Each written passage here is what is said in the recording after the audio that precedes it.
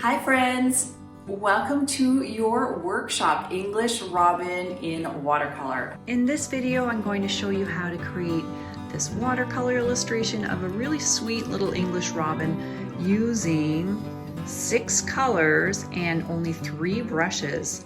I'm going to be taking you through step by step from how to set up your watercolor palette, some of the supplies that you need, and the basic rules of watercolor, working light to dark, working wet into wet, and working your way to your final details. You're going to get all of the steps from the materials list, a printable PDF file that you can refer to, and this is your finished product.